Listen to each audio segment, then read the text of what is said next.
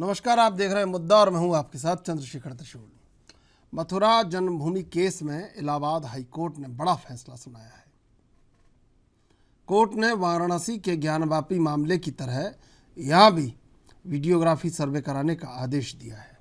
आपको बता दें कि उत्तर प्रदेश स्थित मथुरा में श्री कृष्ण जन्मभूमि को लेकर दाखिल याचिकाओं के निपटारे पर 4 माह के भीतर सुनवाई करने के इलाहाबाद हाईकोर्ट के फैसले के बाद स्थानीय अदालत ने एक अन्य याचिका पर सुनवाई करते हुए ये फैसला दिया। इस याचिका में मांग की गई है कि वरिष्ठ अधिवक्ता कमिश्नर नियुक्त कर वीडियोग्राफी और सर्वे कराया जाए। बहरहाल मथुरा में और विवादित स्थल की वीडियोग्राफी करने के इलाहाबाद हाईकोर्ट के फैसले का हिंदू पक्ष ने समर्थन किया है और खुशी भी जाहिर की है।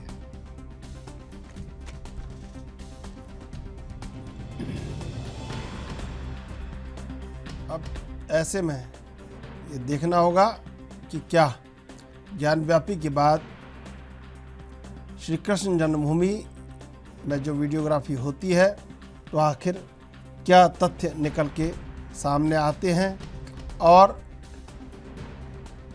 जैसा कि हिंदू पक्ष ने इस पर खुशी जाहिर की है तो क्या वाकई में अब वीडियोग्राफी से जो पक्ष निकल कर आएंगे उनसे कहीं ना कहीं जो फैसला आना है उस पर एक बड़ी मुहिम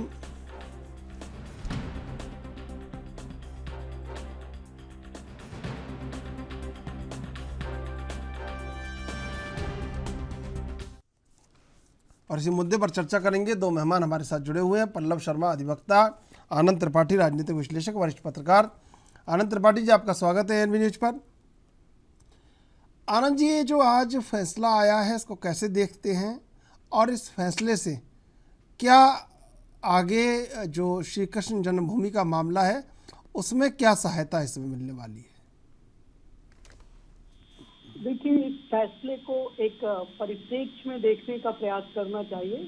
ये मूल विवाद तो 13.37 एकड़ जमीन का है।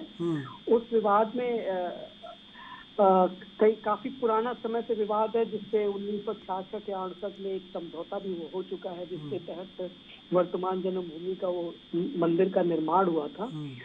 लेकिन बाद में उस समझौते की कई सारी शर्तों का उल्लंघन अलग अलग पक्षों द्वारा किया जाता रहा। तो उस परिप्रेक्ष्य में यहाँ लगातार ये धारणा बढ़ती गई कि एक पक्ष समझौते का लगातार उल्लंघन करता चला आ रहा है।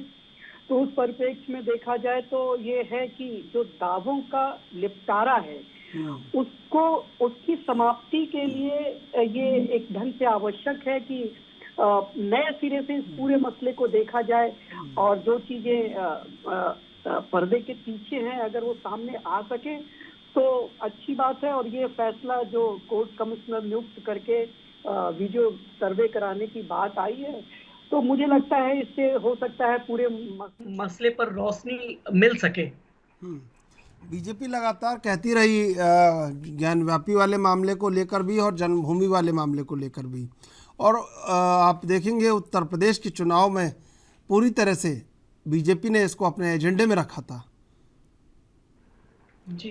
तो क्या लगता है कि वाकई में ये एजेंडा और ये जो फैसला है वो कहीं ना कहीं पूरी तरह से पुख्ता करते हैं कि बीजेपी की जो चीज़ें हैं पुख्ता होती जा रही हैं?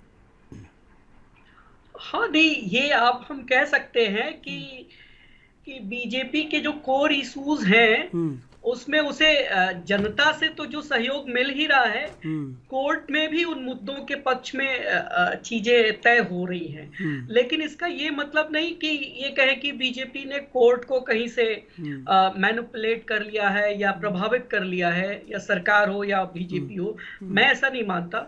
मेरा ऐसा मानना है कि चीजें अब मुखर होकर के लोग अदालतों में गए और अदालतों ने उसे सक्रिय तौर पर उस पर भूमिका का निर्वाह करके एक रास्ता तलाश करने की कोशिश की। देखिए, उसी रास्ते के तहत राम जन्मभूमि का मुद्दा स्थापित हुआ, क्लियर हुआ, और वो सब कुछ शांतिपूर्ण हुआ। उसने एक दिशा दी है। इस तरह के मुद्दों पर न्यायालयों को भी और भारत के लोगों को भी, विभिन्न पक्षों के, कि वो अदालतों में ये तय करा लें शांतिपूर्ण ढंग से कि जो भी विवाद है वो एक्चुअल में है क्या और उसकी परिणति क्या हो सकती है। तो अब ये बीजेपी को फायदा दे रहा है मुद्दा, वो एक अलग बात है, लेकिन मुझे ऐसा लगता है कि इसमें अदालतें जो कर रही हैं उसमें बीजेपी का कोई प्रभाव नहीं है। नहीं, दरअसल आनंद त्रिपाठी जी, हुआ क्या कि जब राम जन्मभूमि का जो मुद्दा, जो मसला था, वो हल हुआ, पक्ष में निर्णय आया, तो उसके बाद लगने लगा था कि धारा 370 हटा दी और राम मंदिर का मुद्दा भी जो है वो हल हो चुका है। अब बीजेपी के पास आगे एजेंडे के रूप में कुछ है नहीं। लेकिन फिर बीजेपी ने एकदम जिस तरह से लगातार ज्ञानव्यापी वाले मसले पर, मामले पर, इसके बाद जन्मभूमि वाले मामले पर, और भी तमाम जगह, मध्य प्रदेश का भी एक मामला था, कई जगह पर इस तरह के विवादों से अपना नाता जोड़ा और इन मामलों को उठाया। और कहीं ना कहीं पारंपरिक रूप से ये जो गलतियां हुई हैं या ये जो बातें हैं, ये पुख्ता भी हैं उनके पास। तो अब निश्चित रूप से उस जगह, उस दिशा में बीजेपी मजबूत होती जा रही है कहीं ना कहीं। नहीं, देखिए, ये स्वाभाविक बात है कि किसी पार्टी को अगर किसी मुद्दे से वोट मिलने की उम्मीद होती है तो उस मुद्दे की तरफ जाती है, स्वाभाविक बात है। इसमें कोई बड़ी खोट देखने जैसी चीज नहीं होनी चाहिए। हालांकि अभी भी हम देखें तो बीजेपी का राष्ट्रीय स्तर पर ये कह चुके हैं, इवन आरएसएस तक कह चुकी है कि उसका कोई खास राम मंदिर के बाद उसका कुछ इस तरह के एजेंडों में जाने का उसका कोई इरादा नहीं है। लेकिन ये भी तय है कि उसके मध्यम मार्ग की नेता जो है, मध्यम नेता, वो इस तरह के मुद्दे उठा रहे हैं और लोगों के बीच ले भी जा रहे हैं। लेकिन मैंने वही कहा ना कि बीजेपी को अदालतों के फैसले से लाभ मिल रहा है। कई बार हानि भी उठानी पड़ सकती है ऐसे मसलों में, लेकिन अभी लाभ मिल रहा है, तो वो इसको अपने काम के तौर पर लोगों के बीच प्रस्तुत करने की कोशिश कर रहे हैं। लेकिन मेरा स्पष्ट मानना है कि बीजेपी और बीजेपी के नेताओं का इन अदालतों से जो कुछ भी हो रहा है उसमें कोई लेना देना नहीं है। वो श्रेय ले वो अलग बात है, लेकिन ये अदालतों द्वारा लिए गए निर्णय को आगे बढ़ा रही हैं चीजें, चाहे वो ज्ञानवापी में हो, चाहे आज इलाहाबाद हाई कोर्ट का मथुरा जन्मभूमि से जो संबंधित निर्णय आया कि वीडियो सर्वे। मुझे लगता है कि उस वीडियो सर्वे होने के बाद कोई ना कोई रोशनी आएगी। हो सकता है कोई पक्ष उससे असंतुष्ट हो सकता है जो लोग दावा कर रहे हैं कि ये कटरा केशव देव मंदिर का हिस्सा रहा है उन्हें ही निराशा हो, लेकिन ये भी हो सकता है कि उनका दावा पुख्ता हो जाए। तो जो कुछ भी होगा वीडियो सर्वे से सामने आएगा। अदालतों ने, मुझे लगता है, ये निर्णय अच्छा दिया है। हालांकि ये भी हो सकता है कि इस निर्णय के खिलाफ लोग आगे भी जाएं। तो क्या लगता है कि निर्णय सही दिया है और आने वाले दिनों में वीडियो सर्वे होगा, उस पर तमाम तरह के पक्ष आएंगे और आने वाले दिनों के लिए बीजेपी के पास भी, मैं इसलिए बार बार कह रहा हूं कि जैसे ही अब ये निर्णय आया है, अब लगातार बीजेपी इस मामले को लेकर कहीं ना कहीं मैदान में उतर जाएगी और पूरी तरह हमलावर हो जाएगी।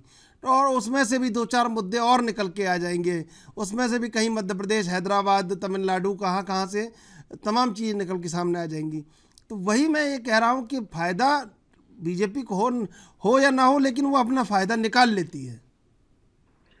नहीं, बात आप जिस तरफ इशारा कर रहे हैं कि जो देश में अगर इस तरह के निर्णयों से अगर कुछ माहौल अव्यवस्थित सा होता है, कुछ व्यवस्थाओं भंग होती हैं या ऐसी संभावना बनती है, तो मेरा मानना यह है कि अदालतों को इससे हिचकिचाने की आवश्यकता नहीं है।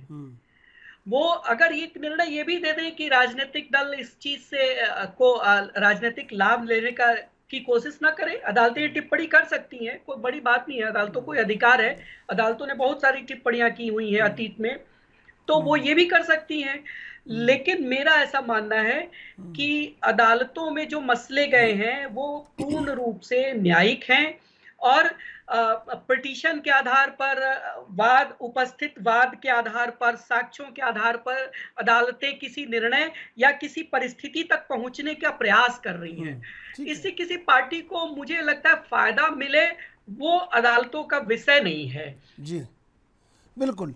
हमारे साथ इस समय महामंडलेश्वर श्री 1008 परम पूज्य श्री महंत भैया जी महाराज भी जुड़ चुके हैं। महंत भैया जी महाराज, स्वागत आपका एएनबी न्यूज पर। कैसे देखते हैं आज के इस निर्णय को? पहले तो जो भी बैठे हुए बंधु हैं, मेरा सभी को प्रणाम। ये जो आज का फैसला आया है, तो ये हमारे सनातन धर्म के लिए एक खुशी का माहौल है। यदि हम इसे सोचे कि ये बीजेपी से बुनाएगी या कोई अन्य दल इसे बुनाएगा, क्या सनातन धर्म के लिए कोई बोले तो वो बुनाना होता है? मेरी ये समझ नहीं आया आज तक कि जो हमारे सनातन धर्म की परिकाष्ठा है, क्या वो इतनी हल्की हो चुकी है कि उसे लोग बुनाएंगे? हमारा सनातन धर्म आदि काल से है, था और रहेगा। लेकिन उस पर किसी भी व्यक्ति का ये विचार आए कि कोई दल या कोई नेता इस चीज को बुना रहा है। हाँ, ये जरूर है कि बीजेपी इसमें पक्षधर हो रही है, आजकल साथ दे रही है। हम लोग इतने दिनों से लड़ाइयां लड़ रहे थे, साधु समाज, संत समाज, संतों के साथ अनेक दुर्व्यवहार हो रहे हैं जहां जहां पर बीजेपी की सरकार नहीं है। आपने देखा होगा महाराष्ट्र में व्यतीत हुआ या राजस्थान में हुआ या झारखंड के छत्तीसगढ़ में हुआ, उन चीजों पर कोई ध्यान नहीं दे रहा है। यदि एक फैसला आता है, हाई कोर्ट इस बात को समझने के लिए तैयार हो रहा है कि हाँ भाई, ये सनातन धर्मावलंबी लोग हैं जो धर्म के प्रचार प्रसार में लगे हुए हैं या जिनके स्थान है, श्री कृष्ण भूमि कोई काल्पनिक तो है नहीं। भाई, काल्पनिक हो तो उस पर विचार भी किया जा सकता है कि भाई ये तो काल्पनिक है। काल्पनिक तो वहां पर जो मस्जिद बनी हुई है वो है। काल्पनिक वहां पर जो लोगों ने अपना व्यवहार बना रखा है, अपने समाज को बिठा रखा है, वो है। अब यदि हाई कोर्ट ने इस बात को कह दिया है कि भाई वहाँ वीडियोग्राफी कराई जाए, वीडियोग्राफी होने के बाद भी तो कहीं ऐसा थोड़ी है कि तुरंत की तुरंत फैसला मिल जाता है। ज्ञानव्यापी मामले में आज तक कोई फैसला नहीं आया है भाई, उसे भी तो 3-4 महीने हो चुके हैं। दूसरी बात, बीजेपी करती क्या है, मेरे एक और समझ नहीं आया। मैं आप लोगों की वार्तालाप सुन रहा था कि बीजेपी उसे बना लेगी। अरे उन्होंने क्या, नेता ने सही नहीं बोला था? जो विधायक पद से भी इस्तीफा दिलवा दिया गया या उन्हें जेल में डाल दिया गया, जिन्होंने हिंदू धर्म के लिए, सनातन धर्म के लिए और ये कहा कि हिंदुओं की बस्ती में आग लगा दी जाएगी, वो नेता अभी भी खुले घूम रहे हैं। और जो कह रहे थे केवल व्याख्या ही तो कर रहे थे, सनातन धर्म के बारे में बता ही तो रहे थे, उन्हें जेल में डाल दिया गया है। ऐसे लोग, मेरी अभी तक ये समझ नहीं आई है कि हाई कोर्ट समझकर यदि हमारे पक्ष में कोई फैसला दे रहा है, उसे पता है सनातन धर्म के लोग वहां पर क्या हाई कोर्ट में नहीं है, उसमें क्या बीजेपी के लोग हैं? तो ये सारी बातें हमारे मन को व्यथित करती हैं। अरे भगवान जहाँ पर थे या उनका जन्म हुआ, वैसे तो भगवान जन्म नहीं लेते हैं, उनका अवतार होता है, लेकिन एक सुनिश्चित स्थान है हमारे शास्त्रों में, वेदों में, पुराणों में, उसका जहाँ लेख मिलता है, उस पर क्यों नहीं प्रमाणिकता दी जाए? अब हाई कोर्ट प्रमाण दे रहा है, चलो हमारा संविधान है, संविधान के अनुसार हम चल रहे हैं, लेकिन प्रत्यक्ष को प्रमाण की आवश्यकता कहाँ है? मुझे इस बात की बात बताई जाए कि हमारा तो ये प्रत्यक्ष है। राम जन्मभूमि हमारी प्रत्यक्ष थी, कृष्ण जन्मभूमि हमारी प्रत्यक्ष थी और प्रत्यक्ष है। वहां पर आप कोई तोड़फोड़ कर अपना किसी भी प्रकार से धर्म का प्रचार करने के लिए या किसी भी प्रकार से आप उसे अपना मत अधिक बनाकर उसे तोड़ दें या उस जगह पर अपना अधिकार कर लें, तो क्या उससे वो स्थान नहीं रहेगा? अभी अनेक देशों में हिंदुओं के हिंदू धर्म के चिन्ह मिले हैं, तो क्या उन देशों ने उन हिंदू धर्म के चिन्हों को कुंठित कर दिया है, तोड़ दिया है या वहां से हटा दिया है? ऐसा नहीं है। लेकिन कारण क्या है कि जिनके दिमागों में गंदगी भरी हुई है, जो समाज से जुड़ना ही नहीं चाहते, समाज में केवल भ्रम फैलाना चाहते हैं, समाज को व्यथित करना चाहते हैं और हमारी जो धर्म की व्यवस्था है उसे खत्म करना चाहते हैं। क्या सनातनी धर्म ये आज का है जहां पर हमें प्रमाण देना पड़ेगा?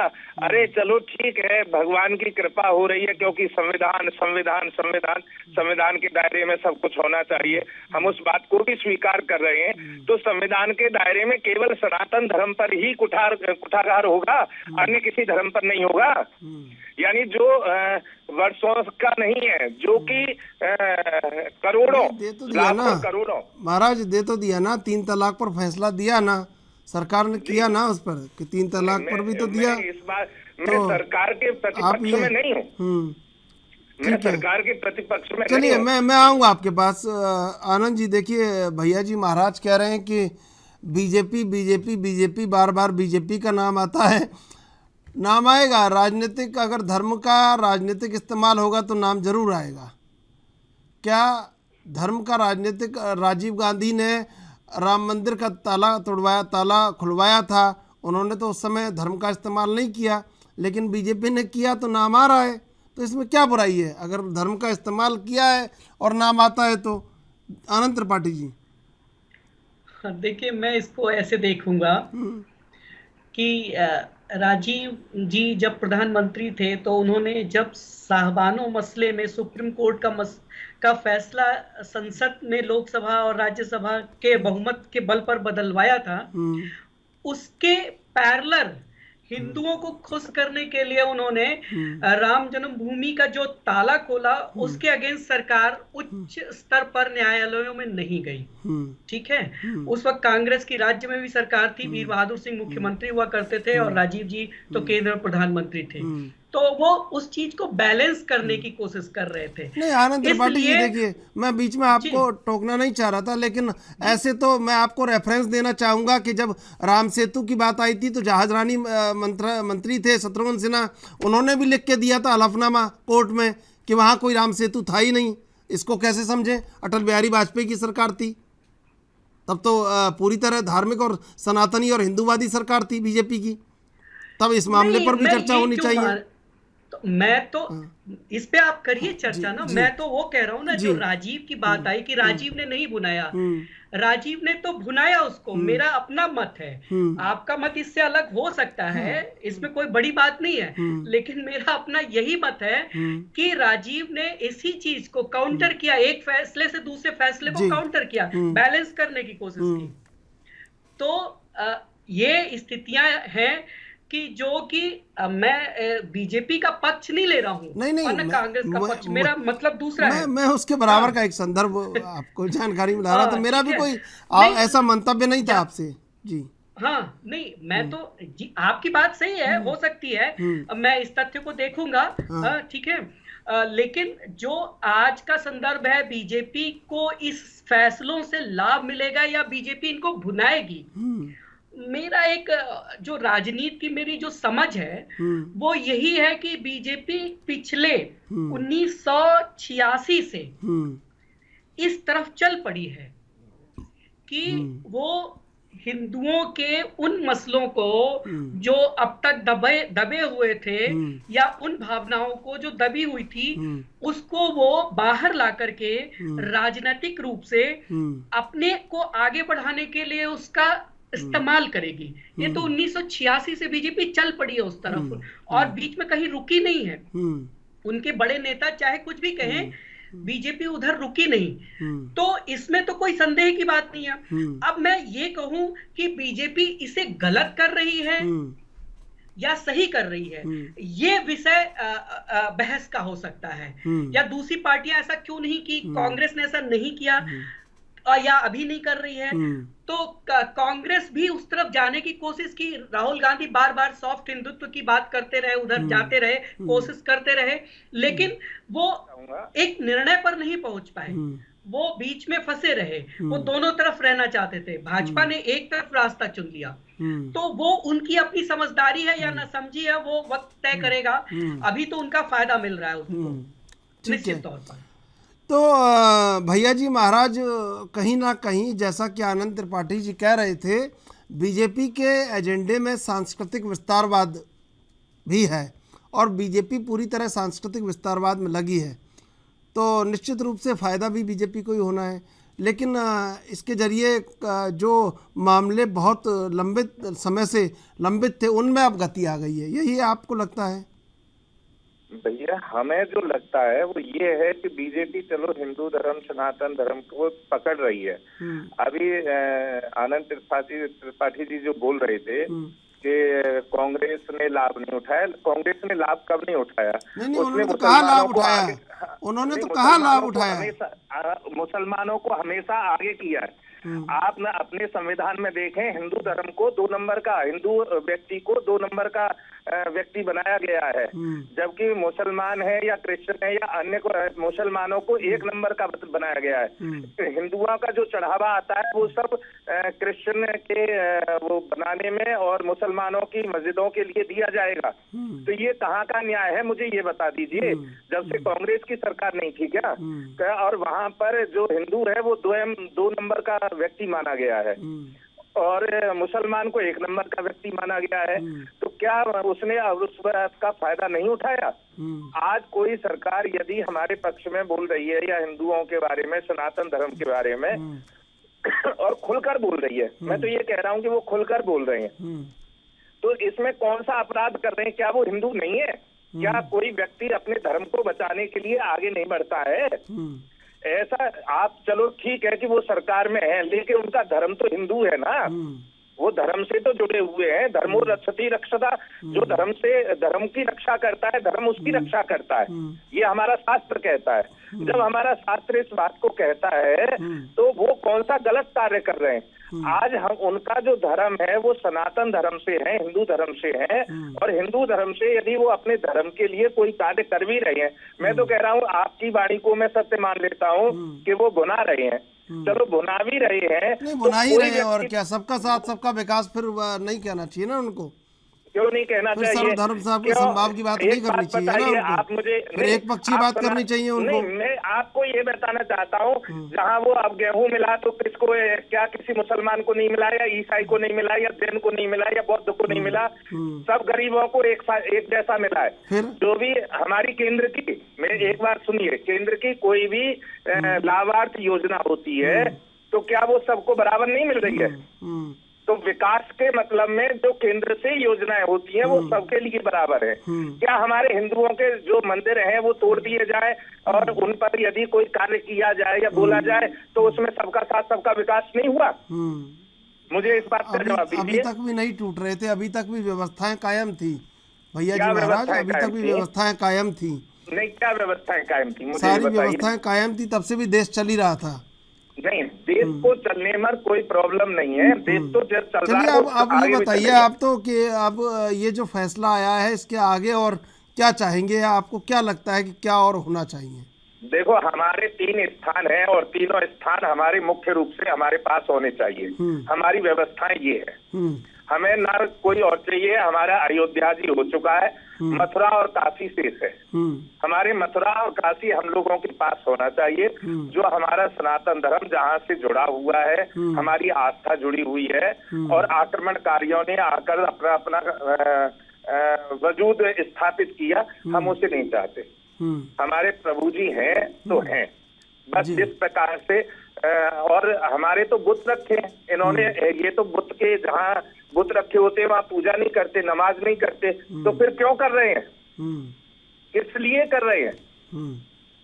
भाई हमारे तो ऐसा है ना कि हमारे तो बुत की पूजा होती है, ये कहते हैं कि बुत की पूजा है, हम लोग काफर हैं, तो हम लोग काफर हैं, हमारे काफरों के सब वो जला दिए जाएंगे, काफरों के घरों कुछ नहीं छोड़ा जाएगा, तो ये तो इनकी मानसिकता में बसा हुआ है। संतों की कैसी बात कर रहे हैं?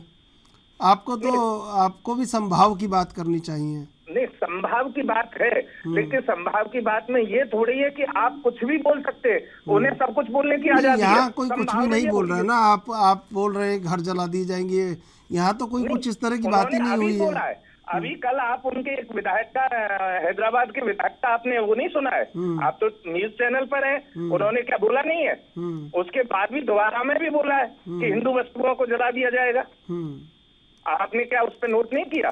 ठीक है, लेकिन जो समाज का कहीं निर्देशन करते हैं, कहीं उसकी नीति बनाते हैं, उसको समाज को संचालन का काम करते हैं, उन सब की जिम्मेदारी है कि सर्वधर्म संभाव होना चाहिए। हमारा संभाव होना चाहिए, तो संभाव की स्थापना क्या केवल सनातनी करेगा और कोई नहीं करेगा?